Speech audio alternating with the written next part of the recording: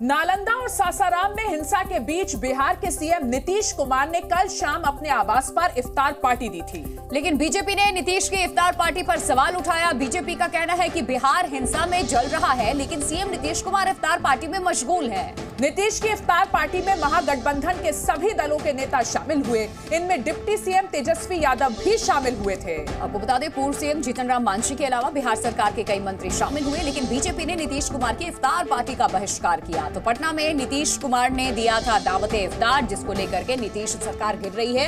हाल में जो दंगे फसाद हुए बिहार के कई जिलों में, उसको लेकर के बीजेपी सवाल कर रही है कि एक तरफ नीतीश कुमार इफ्तार पार्टी कर रहे हैं, दूसरी तरफ बिहार जल रहा है।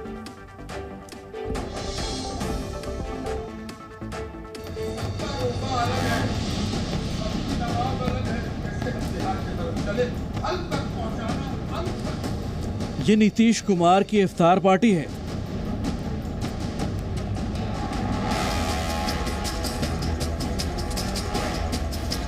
यहां नीतीश सीएम होने का धर्म निभा रहे हैं।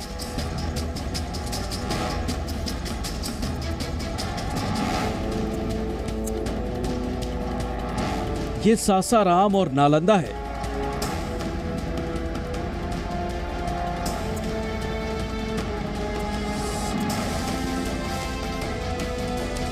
लेकिन यहां सीएम नीतीश नुमाइंदा होने का धर्म क्यों चूक गए? इस सवाल का जवाब आज नहीं तो कल नीतीश कुमार को देना ही होगा। लेकिन उस जवाब से पहले इन तस्वीरों को देखिए। नीतीश कुमार के मुख्यमंत्री आवास पर इफ्तार का आयोजन। सीएम की इस इफ्तार में रोजेदारों ने आकर रोजा खोला और अच्छी भली तकरीरें हुई। सब रोजेदारों के रोजे की लाज रख, सबके रोजे के नतीजे में रोजेदारों को भी महफूज करो।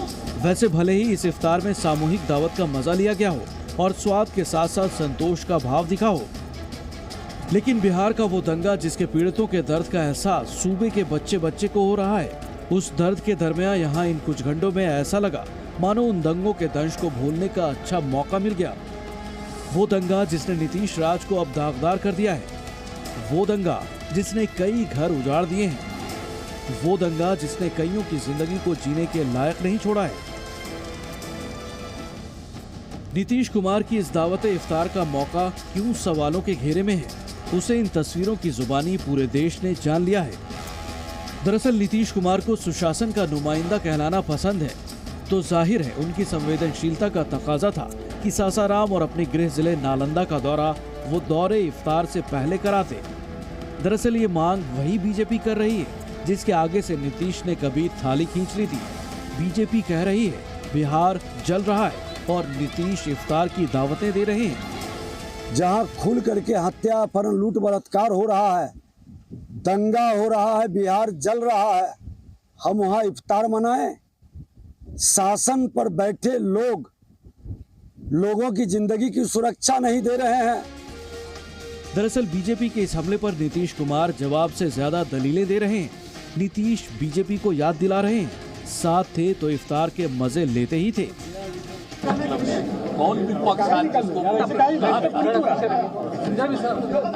उसके यहाँ से नहीं ऑर्गेनाइज होता है, वो जैसे हम लोग पार्टी वाला करते हैं, लोग भी करता है। और ये पार्टी पूरे के पूरे सरकार की तरफ से करते हैं, तो लोग नहीं रहता था पहले, इसलिए ऐसे ही बोलता है। देखिए आजकल उन लोगों की आदत हो गई है बिना मतलब की बात करना। आज आप उन्हीं से पूछ लीजिए कि इसके पहले आप कैसे थे, तब पता चल जाएगा आपको। ये सब एकदम ऐसे ही है। बिहार में सांप्रदायिक हिंसा के 2 मामले नीतीश सरकार की प्रशासनिक नाकामी पर मुहर लगा रहे हैं, और यही वजह है कि महागठबंधन की सरकार चला रहे नीतीश कुमार का सियासी रसूख विरोधियों के हमले का निशाना बन गया है। अरे भाई, सेकुलर हो, कम्युनल हो, कुछ हो, बोलो ना। आप नहीं बोलेंगे, और जब हम बोलते हैं तो वहां का चीफ मिनिस्टर बोलता असदुद्दीन ओवैसी एजेंट है। अरे नीतीश कुमार, तुम क्या कोर्ट के सामने कुर्सी डालकर बैठते नौकरी के एजेंट हो? नीतीश कुमार की इफ्तार की दावत पर अगर सियासत भारी होती जा रही है तो उसका मौका भी शायद नीतीश ने खुद ही दिया है। इस इफ्तार से पहले नीतीश पटना में फुलवारी शरीफ की एक इफ्तार पार्टी में शामिल हुए थे और वहां बाकायदे लाल किले के सेट के सामने बैठकर इफ्तारी का आनंद लिया था। आप बिहार को जलाने की कोशिश कर रहे हैं। नालंदा घर आपका जल रहा था, सासाराम जल रहा था और आप रोम जल रहा है, नीरो बंसी बजा रहे हैं, तो आप मुसक रहे हैं टोपी पहन करके। पीछे लाल किला है, लाल किला का मतलब समझते हैं ना हजूर। तो डिजिटल में वो प्राइम मिनिस्टर बन रहे हैं। रमजान के मौके पर नेताओं की इफ्तार पार्टी का सियासी मकसद किसी से छिपा नहीं होता, लेकिन इस बार दंगों के जिक्र से इसके सारे राज फाश हो गए हैं। ब्यूरो रिपोर्ट, जी मीडिया। तो बिहार के 2 जिलों में हिंसा को लेकर के बीजेपी नीतीश सरकार पर हमलावर है। बीजेपी सवाल उठा रही है कि नालंदा और सासाराम अभी हिंसा से उबरे भी नहीं हैं कि नीतीश कुमार इफ्तार पार्टी में मशगूल हो गए। बीजेपी ने सवाल उठाया है कि नीतीश कुमार हिंसा पीड़ितों का हाल जानने के लिए क्यों नहीं पहुंचे। यहां तक कि अपने गृह जिला नालंदा से भी दूरी इन्होंने बना रखी है, लेकिन इफ्तार पार्टी आयोजित करने के लिए उनके पास वक्त है। ये सवाल पूछे गए। 3 तस्वीरें इस वक्त आप देख लीजिए। 3 अप्रैल 2023 की तस्वीर जो आप देख रहे हैं इफ्तार में, किस तरीके से यहां